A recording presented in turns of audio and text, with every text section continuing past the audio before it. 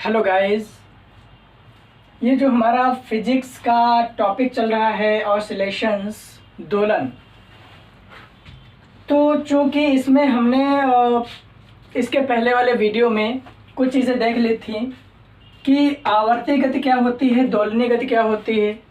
Oscillations को हम पढ़ते हैं तो ये कहाँ से जनरेट होता है। ये जनरेट होता है, जन्म लेता है आवर्ती गति से।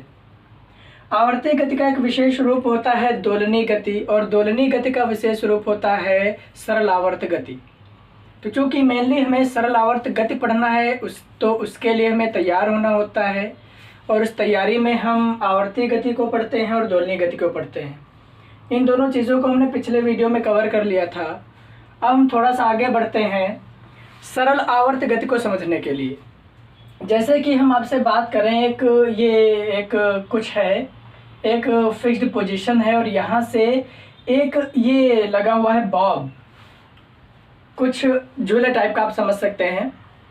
तो अगर ये बंधा हुआ है और हमने इसे यहाँ पर था, हमने क्या किया ना, इसे ऐसे पकड़ा और इसे छोड़ दिया, तो आप जानते हैं कि झूला कुछ ऐसे ऐसे गति करने लगता है, कुछ इस टाइप का। तो इसे हम क्या बोलते हैं? ऑसिलेशंस, दोलन कहते हैं। इन्हें हम क्या बोलते हैं? ऑसिलेशंस, दोलन बोलते हैं। और इन्हीं को, यानी इसी मोशन को हम सरल आवर्त गति कब कहेंगे? जब यही ऑसिलेशंस काफ़ी कम हो जाएं। आप देख पा रहे हैं ऑसिलेशंस हमने काफ़ी कम कर दिए हैं। तो होता क्या है कि जब हम वस्तु को, अच्छा ये जो अवस्था थी, झूला जिस कंडीशन में एकदम आराम से रुका हुआ था, ना इधर जा रहा था ना उधर जा रहा था, उस अवस्था को हमने क्या बोला था? साम्यावस्था। तो साम्यावस्था में क्या होता है कि जो हमारी वस्तु है उस पर लगने वाले सभी बलों का जो रिजल्टेंट होता है, परिणामी होता है, वह शून्य होता है। यानी वस्तु पर कार्यरत नेट बल 0 होता है इस कंडीशन में, साम्यावस्था में। जैसे उसे हम साम्यावस्था से हटाते हैं, उस पर एक नेट बल कार्य करने लगता है, और वह नेट बल क्या करता है ना, उसे फिर से इसकी साम्यावस्था में लाने की कोशिश करता है। तो साम्यावस्था में लाने की कोशिश करता है, तो ये कौन सा बल होता है? इस बल को लीनियर रेस्टोरिंग फोर्स कहते हैं, प्रत्यानयन बल कहते हैं। वह बल जो साम्यावस्था में स्थित वस्तु को अगर थोड़ा सा विस्थापित कर दें हम, तो क्या होता है ना, उस पर एक बल कार्य करने लगता है जो कि उसे फिर से साम्यावस्था में लाने की कोशिश करता है। ऐसे बल को हम प्रत्यानयन बल कहते हैं। किसी वस्तु को उसकी साम्यावस्था से विस्थापित करने पर उस पर कार्यरत वह बल जो वस्तु को साम्य स्थिति में लाने का प्रयास करता है, प्रत्यानयन बल कहलाता है। किसी वस्तु को साम्य स्थिति से विस्थापित करने पर वह वस्तु प्रत्यानयन बल के कारण ही दोलन करती है। जैसा कि आपने अभी देखा कि अगर हम इस पर कोई बल ही ना लगाए तो नेट बल 0 है, ये दोलन वोलन कुछ नहीं करेगा, ये घूमेगा, कंपन करेगा, कुछ नहीं करेगा। हम क्या करेंगे? हम इसे जैसे विस्थापित कर देंगे साम्यावस्था से, बस आप देखेंगे कि यहाँ पर जैसे हम लाएंगे ये उस डायरेक्शन में जाएगा।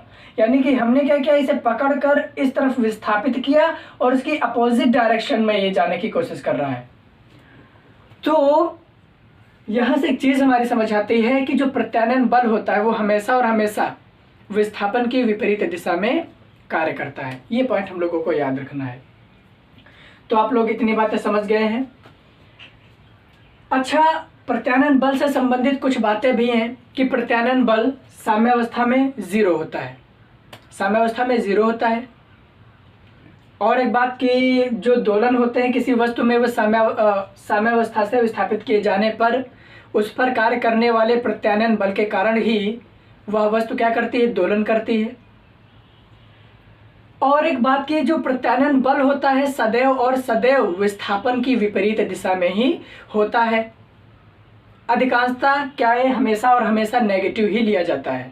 जैसे कि यहाँ पर आप देखेंगे एसएचएम में, सिंपल हार्मोनिक मोशन में क्या होता है कि बल बराबर होता है, सिंपल हार्मोनिक मोशन में जो बल होता है वह विस्थापन के अनुक्रमानुपाती होता है। और ये माइनस का kx आता है, जहाँ पर k क्या है? बल नियतांक है, बल नियतांक है। यहाँ पर आप देख पा रहे हैं कि माइनस लगा हुआ है, तो ये माइनस इसीलिए लगा हुआ है क्योंकि जो बल लगता है वह विस्थापन की विपरीत दिशा में कार्य करता है। सरल आवर्त गति पढ़ने के लिए अब हम मेंटेन हो चुके हैं। हमने देख लिया आवर्ती गति क्या है, एक ऐसी गति जो कि एक निश्चित समयांतराल के पश्चात बार बार दोहराई जाए। दोलनी गति क्या होती है, ये भी आवर्ती गति होती है, लेकिन दोलनी गति में क्या होता है, एक निश्चित पथ पर एक निश्चित बिंदु के इधर उधर गति की जाती है। तो इस प्रकार की गति दोलनी गति कहलाती है। अब दोलनी गति का एक विशेष रूप आता है हमारे सामने, SHM simple harmonic motion. What is this? This is the only thing we are going to learn in this particular topic. तो ये जो ऑसिलेशंस हैं इसमें हम मेनली इसी को पढ़ेंगे, SHM सिंपल हार्मोनिक मोशन। अब हम सरल आवर्त गति समझेंगे कि ये क्या होती है। जैसा कि अभी हमने देखा था कि सरल आवर्त गति के लिए जो फोर्स होता है, प्रत्यानयन बल होता है, वो विस्थापन के विपरीत दिशा में कार्य करता है। तो पहले हम सरल आवर्त गति की परिभाषा देखेंगे कि क्या होती है।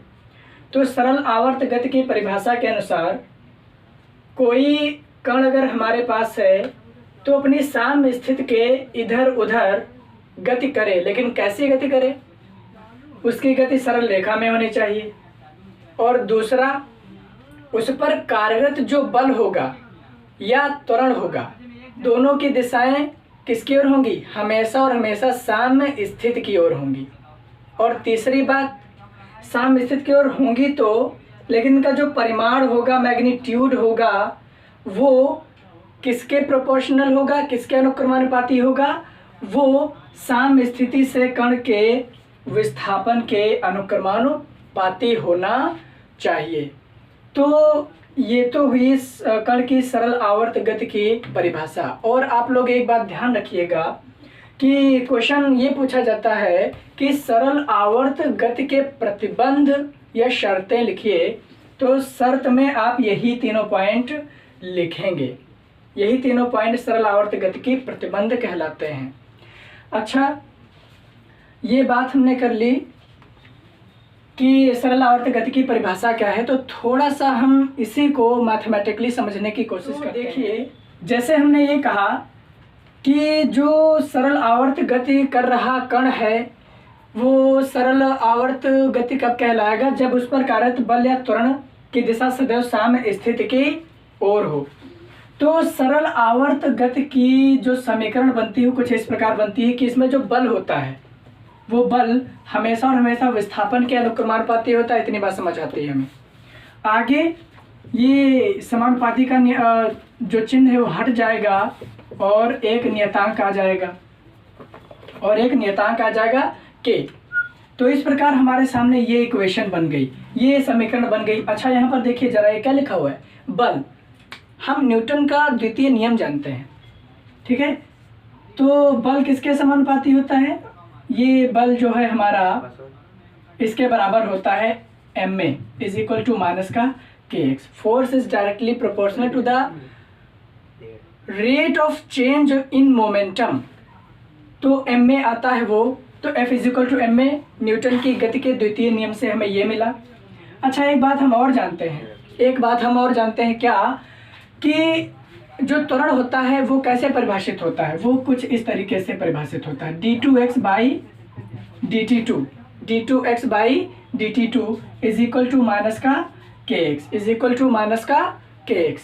अच्छा, यहाँ पर अब आप एक बात और देख लीजिए कि ये m को यहाँ से हम हटा देते हैं, m यहाँ पर ले आएंगे तो लिख जाएगा हमारे सामने d2x by dt2 is equal to minus का k by m, this is x। इस टोटल क्वांटिटी को हम ओमेगा स्क्वायर बोलते हैं, d2x बाई dt2 जहाँ पर ये ओमेगा स्क्वायर क्या है, k बाई m। इसको बोलते हैं सरल आवर्त गति की अवकल समीकरण, differential equation of simple harmonic motion. अच्छा, यहाँ पर वापस आ जाइए, ये क्या लिखा हुआ है, m a is equal to minus का k x, m a is equal to minus का के एक्स। यहाँ पर देखिए ये ए क्या है, त्वरण। ए अगर त्वरण है तो m a is equal to minus का के एक्स, तो a is equal to minus का के बाई एम एक्स।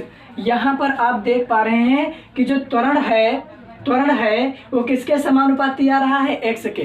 त्वरण है वो किसके समानुपाती आ रहा है, एक्स के। एक्स क्या है, कण का विस्थापन साम्य स्थिति से। तो आपने देखा कि सबसे पहले तो बल विस्थापन के अनुक्रमानुपाती था, ठीक है। बल या त्वरण की दिशा सदैव साम्य स्थिति की ओर दिष्ट है। इसका ये जो यहाँ पर माइनस लगा हुआ है, इसका मतलब यही है कि बल हमेशा और हमेशा हमें उस कण को जब हम साम्य स्थिति से विस्थापित करेंगे तो उस पर जो बल लगेगा वो फिर से उसे साम्य स्थिति में लाने की कोशिश करेगा। इस दूसरे पॉइंट का मतलब ये है। और तीसरा पॉइंट ये कह रहा है कि वो जो बल या त्वरण होगा वो सदैव और सदैव साम्य स्थिति से कण के विस्थापन के अनुक्रमानुपाती होगा, जो कि आप यहाँ से देख पा रहे हैं कि acceleration is directly proportional to x. X क्या है, एक्स है विस्थापन। तो ये इतनी चीज़ें सिंपल हार्मोनिक मोशन से रिलेटेड हैं। हालांकि जो मैथमेटिकल एनालिसिस किया गया है यहाँ पर, गणितीय विश्लेषण इसका किया गया है, ये एनसीईआरटी में हमें दिया गया है, लेकिन ज़्यादातर इससे रिलेटेड क्वेश्चंस इंटरमीडिएट में नहीं पूछे जाते हैं। इसके बारे में डिटेल चर्चा हम हायर स्टडीज़ में या इंजीनियरिंग में पढ़ते हैं। Please note it down. तो गाइज हमने यहाँ पर सिंपल हार्मोनिक मोशन सरल आवर्त गति की डेफिनेशन देख ली है। थोड़ा बहुत उसके गणितीय विश्लेषण के बारे में भी हमने बात की है, थोड़ा बहुत समझ आया है। हमें केवल 2 पॉइंट्स यहाँ पर समझने थे कि एक्सेलरेशन जो त्वरण होता है वो विस्थापन के अनुक्रमानुपाती होता है, जो बल होता है वह भी विस्थापन के अनुक्रमानुपाती होता है। बल व त्वरण दोनों की दिशाएं किसकी ओर होती हैं, साम्य स्थिति की ओर होती हैं। बस इतनी सी बातें हमें समझनी थी। दोलन और कंपन में थोड़ा सा फर्क होता है। दोलन हम तब कहते हैं, दोलन और कंपन एक्चुअली दोनों ही साम्य स्थिति के इधर उधर वस्तु की आवर्ती गति के विशेष रूप हैं। दोलन में क्या होगा कि वस्तु जो होगी, वस्तु में विस्थापन ज़्यादा होगा, यानी आवर्तकाल ज़्यादा होगा। लेकिन दोलन में क्या, कंपन में क्या होता है, कंपन में बहुत ही कम होता है, क्या विस्थापन बहुत ही कम होता है, ठीक है। और साथ ही साथ आवर्तकाल भी बहुत ही कम होता है। ये फर्क होता है दोलन और कंपन में।